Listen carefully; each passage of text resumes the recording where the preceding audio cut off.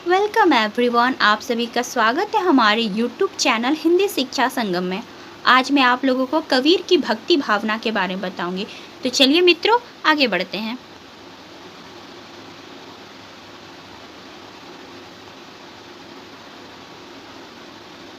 तो आज मैं आपको कबीर की भक्ति भावना के बारे में बताऊंगी। कबीर किस भक्ति धारा के कवि थे, ये सब आपको इस वीडियो के अंदर बताया जाएगा। तो चलिए वीडियो की शुरुआत करते हैं। भारतीय भक्ति धारा के अंतर्गत वैष्णव भक्ति के दो रूप मिलते हैं, सगुण भक्ति और निर्गुण भक्ति। कबीर निर्गुण भक्ति मार्ग के अनुयायी थे और वैष्णव भक्त थे। रामानंद से शिष्यत्व ग्रहण करने के कारण कबीर के हृदय में वैष्णवों के लिए अत्यधिक आदर था। इसी कारण कबीर ने मेरे संगी द्वे जना, एक वैष्णव एक राम कहकर वैष्णवों की प्रशंसा की है तथा धनी ते सुंदरी जनी जया वैष्णव पुत्र कहकर उस माता तक को धन्य कहा है जिसने वैष्णव पुत्र को जन्म दिया है। वैष्णवों के प्रति अधिक श्रद्धा एवं आदर होने के कारण ही कबीर ने शाक्तों की बड़ी निंदा की है और यहाँ तक कहा है कि शाक्त वामन ने मति मिले वैष्णव मिले चंडाल, अर्थात ब्राह्मण यदि शाक्त है तो कबीर उससे मिलना पसंद नहीं करते हैं, जबकि यदि कोई चंडाल होकर भी वैष्णव भक्त है तो उससे बड़ी प्रशंसा के साथ मिलना पसंद करते हैं। कबीर की यह वैष्णव भक्ति एक और तो भारतीय अद्वैतवादी भावना से प्रभावित थी और दूसरी ओर इस पर मुसलमानी एकेश्वरवाद का भी प्रभाव था। इसका मूल कारण यह था कि कबीर एक ऐसी भक्ति धारा को प्रभावित करना चाहते थे जिसे सभी वर्ग एवं वर्ण के व्यक्ति बिना किसी हिचकिचाहट के अपना सके। उस समय हिंदू और मुसलमानों में पारस्परिक वैमनस्य एवं ईर्ष्या द्वेष अत्यधिक बढ़ रहे थे। अतः कबीर ने अपनी निर्गुण भक्ति का आश्रय लेकर दोनों जातियों की पारस्परिक कटुता एवं वैमनस्य की भावना को दूर करके एक ऐसी सामान्य भक्ति का प्रचार किया जिसमें राम और रहीम, कृष्ण और करीम, महादेव और मोहम्मद की एक रूपता स्थापित करके एक ईश्वर की उपासना पर जोर दिया गया था और ईश्वर की एकता के आधार पर मानव मात्र की एकता का प्रचार किया गया था। कबीर की इस निर्गुण भक्ति में निम्नलिखित विशेषताएं विद्यमान हैं। हम पॉइंट वाइज पॉइंट करके इन विशेषताओं को देखेंगे। तो पहला पॉइंट है परमात्मा की एकता। कबीर की भक्ति का मूल आधार परमात्मा की एकता है, अर्थात कबीर एक ईश्वर को मानते हैं। यद्यपि मुसलमानों में एक ईश्वर को ही माना गया है और हिंदुओं में भी विभिन्न देवी देवताओं के अंतर्गत एक ही ब्रह्म अथवा एक ही शक्ति की कल्पना की गई है, तथा मुसलमान तो उस ईश्वर को केवल जगत का नियामक, शासक एवं अधिपति मानते थे और हिंदू में बहुदेव उपासना का प्रचार होने के कारण ही उस ईश्वर को कभी राम, कहीं कृष्ण, कहीं शिव तो कहीं दुर्गा, कहीं सरस्वती, कहीं राधा आदि अनेक रूपों में देखा जाता है। तो कबीर ने मुसलमानों के एकेश्वरवाद तथा हिंदुओं के बहुदेववाद के विरुद्ध एक ईश्वर का प्रचार किया जो घट घटवासी है, सर्वत्र रमा हुआ है और निर्गुण एवं निराकार है, अर्थात जिसकी कोई आकार नहीं है। इसलिए कबीर ने मुसलमान का एक खुदाई, कबीर का स्वामी रहिया समाई कहकर मुसलमानों के उस एकेश्वर का विरोध किया है जिसके अनुसार खुदा को बंदे से पृथक सातवें आसमान पर बैठा हुआ माना जाता है और अपरंपार के नाव अनंत तथा जाके मुख माथा नहीं, ना ही रूप कुरूप आदि कहकर हिंदुओं की बहुदेव उपासना का विरोध करते हुए एक ईश्वर के अनेक नाम बताए हैं तथा उसे निर्गुण एवं निराकार बताया है। इस प्रकार कबीर ईश्वर संबंधित भावना में एकता की स्थापना करते हुए एक निराकार ईश्वर की उपासना पर जोर देते हैं। उसे सर्वव्यापी, सर्वनियंता, सर्वोपरि एवं परात् परम ब्रह्म में कहकर बुद्धि, मन और वाणी से सर्वथा आगम एवं आगोचर बताते हैं तथा हमरे राम रहीम करीमा कैसी अल्लाह राम सती सोई, बिस्मिल मेटी बिसंभर एके और न दूजा कोई कहकर राम रहीम, कृष्ण करीम, राम अल्लाह, बिस्मिल्लाह विसंबर आदि सबकी एकता स्थापित करते हुए परमात्मा की एकता पर जोर देते हैं। आगे आगे हम दूसरा पॉइंट को देखेंगे, माधुर्य भाव। कबीर की भक्ति भावना में माधुर्य भाव की भक्ति का पुट मिलता है, क्योंकि कबीर ने भक्ति में विभोर होकर आत्मा एवं परमात्मा के पारस्परिक वियोग का जो वर्णन किया है, उसमें वैसे ही विरह की तीव्रता दिखाई देती है जैसे माधुर्य भाव की भक्ति में देखी जाती है। भले ही इस विरह जन्य तीव्रता पर सूफी मत का प्रभाव हो, परंतु इसमें भारतीय माधुर्य भावना का ही अधिक के दृष्टिगोचर होता है। इसी कारण से कबीर की आत्मा अपने निर्गुण एवं निराकार परमात्मा के लिए विरह व्यथित नारी की भांति छटपटाती हुई अंकित की गई है। अर्थात कबीर अपनी भक्ति को माधुर्य भावना के द्वारा दिखाते हैं कि वह एक विरह में डूबी किसी नारी की भांति है, उनकी भक्ति ईश्वर के प्रति। बांसुरी सुख ना रैणी सुख, ना सुख सुपने माही, कबीर बिछुटिया राम सु, ना सुख धूप ना छाही, बहुत दिनन की जोबती बाट तुम्हारी राम, जीव तरसे तुझ मिलन को मन नाही विश्राम। उसे न दिन में सुख मिलता है न रात में, न जागने पर सुख मिलता है और ना ही स्वप्न में, न धूप में सुख मिलता है और ना ही छाँव में। वह तो राम के वियोग में रात दिन पीऊ पीऊ रटती रहती है, राम की ही बाट जोहती रहती है, राम से मिलने के लिए तरसती रहती है। अतः यहाँ कहा जा सकता है कि राम के प्रति कबीर की जो भावना है वह एक विरह में डूबी नारी की भांति है, तथा उनके मन में क्षण भर भी विश्राम नहीं मिलता है। कबीर की आत्मा एक विरहिणी की भांति राम के दर्शनों के लिए बार बार उठती है और दुर्बल होने के कारण गिर गिर पड़ती है, तथा मुआ पीछे दे होगे सो दर्शन की ही काम कहकर अपनी तीव्र उत्सुकता भी प्रकट करती है।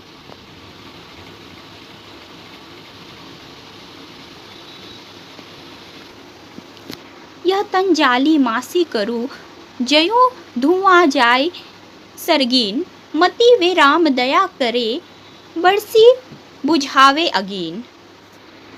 इतना ही नहीं, वह तो यहाँ तक तैयार है कि आत्मा शरीर जलाकर उसको भस्म कर देगी, जिससे उसका धुआं आकाश में छा जाए। संभव है उस धुएं को देखकर ही वे राम उस विरहिणी पर दया कर दे और अपने कृपावारी की वर्षा करके उसकी वियोगिन को बुझा दे, अर्थात उसमें जो विरह की आग जल रही है उसे बुझा दे। इस तरह विरहिणी की भांति अत्यंत व्यथित आत्मा का चित्रण करके कबीर ने माधुर्य भाव की भक्ति को अपनाया है। इसलिए यहाँ कृष्ण के वियोग में विहनल गोपियों की भांति कबीर की आंखों में भी अपने प्रियतम राम की राह देखते देखते छाई पड़ने लगी है। राम को पुकारते पुकारते जीव पर छाले पड़ गए हैं, आंखों में रहेट की भांति आंसू निरंतर बहते रहते हैं और पपीहे की भांति जीव रात दिन पीहू पीहू अर्थात राम राम रटते रहते हैं। कबीर की यह प्रेमा भक्ति माधुर्य भावना से ओतप्रोत है और इसमें ईश्वर शक्ति का उत्कृष्ट रूप विद्यमान है। अतः निर्गुण ब्रह्म के प्रति भक्ति भावना प्रकट करते हुए भी कबीर ने उसमें माधुर्य भाव का बड़ा ही सुंदर समावेश किया है। तीसरा पॉइंट है नाम स्मरण। कबीर की भक्ति भावना में नाम स्मरण का अत्यधिक महत्व माना गया है। वैसे तो सगुण एवं निर्गुण सभी भक्त कवि परमात्मा से भी अधिक परमात्मा के नाम का महत्व बताते हैं, परंतु निर्गुण भक्तों ने नाम की महिमा का अत्यधिक बढ़ा चढ़ाकर वर्णन किया है। वे तो नाम को ही ब्रह्म मानते हैं और इसलिए नाम के स्मरण को अत्यधिक महत्व देते हैं, परंतु वह स्मरण हृदय से होना चाहिए, मन लगाकर करना चाहिए तथा ऐसा होना चाहिए कि स्मरण करते करते होठों से भले ही नाम ना निकले परंतु अंग अंग में वह नाम व्याप्त हो जाए। अर्थात नाम मात्र के लिए नहीं, उसे अंग अंग में व्याप्त करने के लिए नाम स्मरण करना चाहिए, अर्थात उसे हृदय से हमें ईश्वर की प्रार्थना करना चाहिए। पंक्ति है, माला तो कर में फिरे, जीव फिरे मुख माही, मनुआ तो 10 दिशाओं में फिरे, सो तो सुमिरन नाही।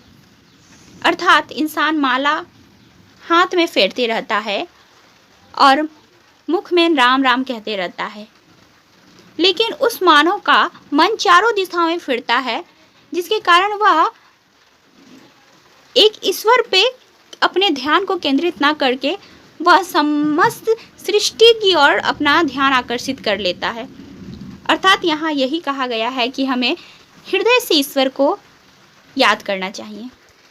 वे ऐसे स्मरण का विरोध करते हैं जिसमें माला तो हाथ में फिरते हैं और जीभ मुख में फिरती है, परंतु मन 10 दिशाओं में घूमता फिरता है। वे तो चाहते हैं कि स्मरण ऐसा होना चाहिए कि अपने आराध्य देव का स्मरण करते करते साधक उसी का रूप ग्रहण कर ले, उसमें अहंकार न रहे और उसकी आत्मा उद्बुद्ध होकर परमात्मा का साक्षात्कार कर ले, जिससे उसे अपने अंतर्गत तथा बाहर सर्वत्र उसी एक ब्रह्म का रूप दिखाई दे। इसे संतों ने अजपा जाप कहा है। कबीर ने भी इसकी ओर संकेत किया है और बताया है कि तेरा नाम स्मरण करते करते मैं भी तेरा ही रूप हो गया हूँ। अब मुझमें मैं नहीं रही, अब मैं जिधर देखता हूँ उधर तेरा ही रूप दृष्टिगोचर होता है, अर्थात ईश्वर का। यही वह स्मरण है, यही वह जाप है जो अजपा जाप कहलाता है तथा जिसके अनुसार साधक बाह्य स्मरण का परित्याग करके आंतरिक स्मरण में लीन हो जाता है और सर्वत्र उसी एक ईश्वर की सत्ता का आमास देखने लगता है। लाली मेरी लाल की जित देखो उतलाल, लाली देखन में गई मैं भी हो गई लाल। इसी कारण कबीर को अपने ही लाल की लाली सर्वत्र दिखाई देती है और इसी कारण वे भी उस लाली में लाल होकर अजपा जाप में लीन रहते हैं। इस प्रकार कबीर ने नाम स्मरण का महत्व बताते हुए निष्काम भाव से राम का नाम जपने पर जोर दिया है और नाम जपते जपते नाम से एकाकार हो जाने का आग्रह किया है। चौथा पॉइंट है गुरु की महत्ता। कबीर की भक्ति में गुरु को अत्यधिक महत्व प्रदान किया गया है। कबीर की दृष्टि में गुरु गोविंद से भी बढ़कर है, क्योंकि हरि रूठे गुरु ठोर है, गुरु रूठे नाही ठोर कहकर कबीर ने गुरु को सबसे बड़ा आश्रय स्थान माना है, जो ईश्वर के रूठने पर भी भक्त की रक्षा करता है। किंतु गुरु भी उच्च कोटि का होना चाहिए, वह ज्ञान का भंडार होना चाहिए, उसमें शिष्य के पथ प्रदर्शन की पूर्ण क्षमता होनी चाहिए, वह भी सच्चा साधक होना चाहिए।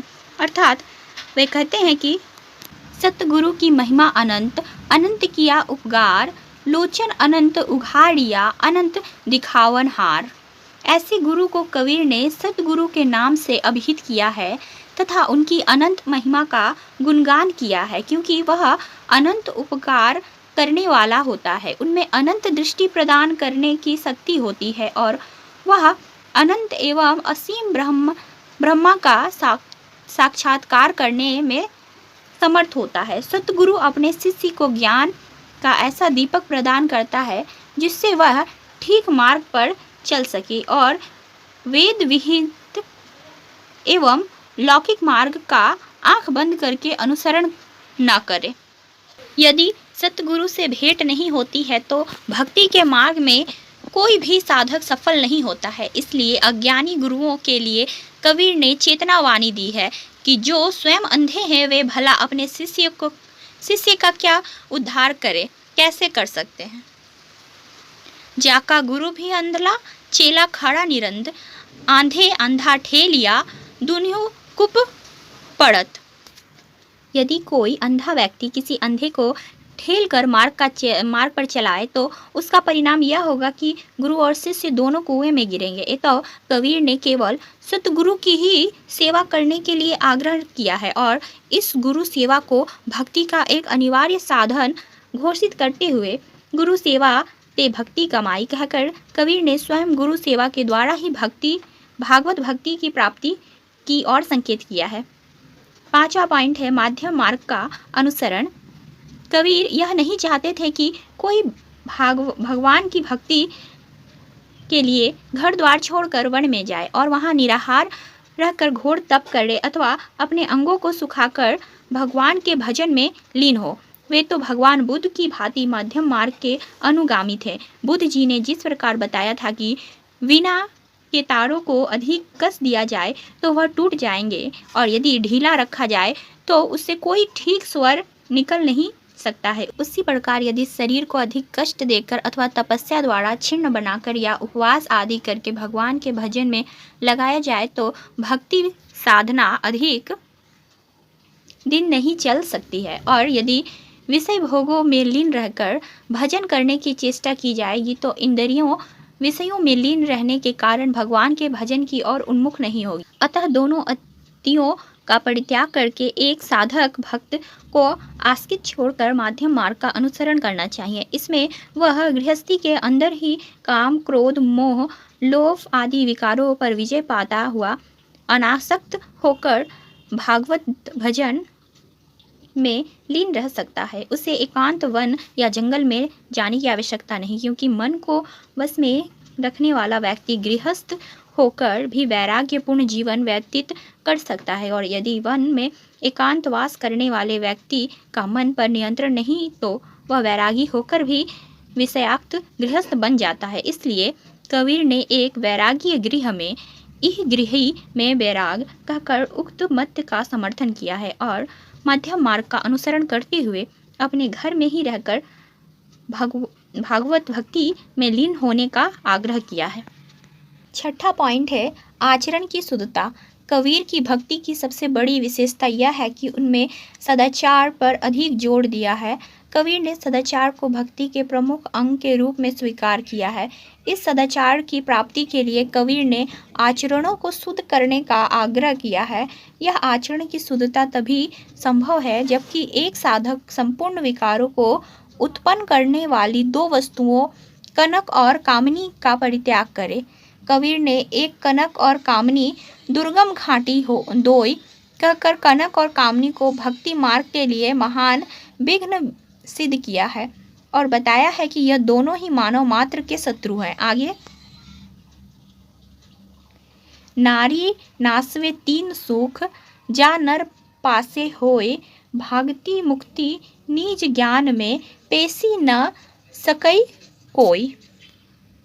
इसमें से कामनी तो मानव के तीन सुख का विनाश कर देती है, क्योंकि कामनी के कारण ही मानव भक्ति और ज्ञान में प्रवेश नहीं कर पाता है। इतना ही नहीं, कभी कामनी काली नागिन कहकर कामनी को काली नागिन, कभी कामनी मीनो खांडी की जे छेड़ो तो खाई कहकर खांड की बनी मधुर मछली कहा है। साथ ही कनक और कामनी दोनों की निंदा करते हुए कभी इन्हें विष फल और कभी अगिन की छाल बताया है तथा इससे बचकर एक भक्त को काम, क्रोध, लोभ, मोह आदि को छोड़ते हुए विशुद्ध आचरण रखने की सलाह दी है। कबीर ने आचरण की शुद्धता के लिए कुसंगति के त्याग पर भी जोर दिया है और सत्संगति के महत्व का प्रतिपादन किया है। कबीर की दृष्टि में सज्जनों की संगति से ही मानव शुद्धाचरण की ओर प्रविष्ट हो जाता है और इसी से मानव की दुर्गति का विनाश होकर उसे सुमति की प्राप्ति होती है। प्रपत्ति भाव का अनुगमन। कबीर की भक्ति में प्रपत्ति भाव को सर्वाधिक महत्व प्रदान किया गया है। प्रपत्ति शाब्दिक अर्थ है अनन्य भक्ति। वायु पुराण में प्रपत्ति के 6 अंग माने गए हैं। अपने इष्ट देव के अनुकूल गुणों को धारण करने का संकल्प। दूसरा पॉइंट है उसके प्रतिकूल गुणों का त्याग। तीसरा पॉइंट है इष्ट देव द्वारा रक्षा का विश्वास। चौथा पॉइंट है रक्षक का गुणगान। पांचवा है आत्मसमर्पण और छठा है दैन्य। कबीर की भक्ति में उक्त षष्ठ विद्या शरणगति पुण्यतः विद्यमान है, क्योंकि कबीर के संपूर्ण पदों में साखियों में निर्गुण एवं निराकार ब्रह्म के गुणों का ही वर्णन मिलता है। कबीर ने काम, क्रोध, लोभ, मोह, माया, आशा, तृष्णा आदि के परित्याग का वर्णन करके भगवान के प्रतिकूल गुणों को छोड़ने की सलाह दी है। अब मोही राम भरोसो तेरा कहकर कबीर ने स्पष्ट किया है कि भगवान द्वारा भक्त की रक्षा में विश्वास प्रकट किया है। राम नाव तत्सार है, राम कहे भला होईगा, या कबीर राम ध्याय ले आदि कहकर कबीर ने अपने रक्षक राम के गुणों की महिमा का अत्यधिक वर्णन किया है। तन मन जीवन सौंपी सिरारा या तन मन धन मेरे राम जी के ताई कहकर कबीर ने अपने इष्ट देव के प्रति पुण्यता आत्म समर्पण का भाव प्रकट किया है। और तुम समान दाता नहीं, हमसे नहीं पापी, अथवा माधव में ऐसे अपराधी या माधर्दी कब करियो दया आदि कहकर कबीर ने अपने दैन्य का निवेदन भी पर्याप्त मात्रा में किया है। 8 नंबर है हठ योग का मिश्रण। कबीर की भक्ति भावना में हठ योग का भी मिश्रण मिलता है। कबीर ने भक्त की तरंग में आकर स्थान स्थान पर ईड़ा पिंगला सुषमना हुई अपने पदों में हठ योग एवं प्रेमा भक्ति का अद्भुत समन्वय किया है। इसलिए कहीं अष्ट कमल दल चरखा डोले कहा गया है तो कहीं प्रेम भक्ति हिंडोलना सब संत करे विश्राम बताया गया है, जिसमें चंद सूर डोई खड़ा खंभाव बंक नाली की डोरी पड़ी हुई है। कभी चंद सूर डोई तवा करियो चित चेतन की डांडी और सुषमन तंती बजाण लागी ईड़ी विधि तृष्णा छड़े कहा गया है तो कहीं षष्ठ चक्र कमल बेधा जाड़ी उजड़ा किन्हा का स्वर सुनाई पड़ता है। इसलिए कबीर ने कभी सुन्नी मंडल में घर किया कहा है तो कभी गगन मंडल सिंगी बाजे बताया है और कभी अमृत झड़े सदा सुख उपजे बंक नाली रस पीवे कहकर चंद्रनाड़ी से झड़ने वाले अमृत रस का वर्णन किया है। इस प्रकार कबीर ने हठ योग का स्थान स्थान पर वर्णन करके अपनी निर्गुण भक्ति का निरूपण किया है। अतः कबीर की भक्ति भावना का अध्ययन करने पर ज्ञात होता है कि उनमें निष्काम भावना की प्रबलता है। निर्गुण ब्रह्म के प्रति अटूट श्रद्धा एवं विश्वास प्रकट किया गया है। बाह्य साधनों की अपेक्षा आंतरिक साधनों पर जोर देते हुए मानसिक पूजा एवं मानसिक ध्यान को महत्व प्रदान किया गया है। शुद्ध आचरण एवं सत्याचरण पर जोर दिया गया है। मूर्ति पूजा एवं अवतारवाद का खंडन करते हुए केवल नाम स्मरण द्वारा ब्रह्म के साक्षात्कार करने का आग्रह किया गया है। भगवान के गुण कृति को महत्व देते हुए भक्त के आत्मसमर्पण को भक्ति का अनिवार्य अंग घोषित किया गया है तथा सत्संगति, साधु सेवा, इंद्रिय निग्रह, नियम, वैराग्य, अनासक्त भाव, माया एवं तृष्णा का परित्याग, गुरु सेवा, माधुर्य भाव आदि का महत्व प्रतिपादित करते हुए सहज एवं सरल रूप में दीनता एवं विनम्रता के साथ भगवान की भक्ति को अपनाए जाने की आग्रह की गई है। आगे तो ये थी मित्रों कबीर की भक्ति भावना पर वीडियो। आशा करती हूँ कि आपको वीडियो पसंद आए तो वीडियो को लाइक और शेयर करें और यदि चैनल पर नए हो तो चैनल को सब्सक्राइब कर। मिलते हैं अगले वीडियो में, तब तक के लिए धन्यवाद।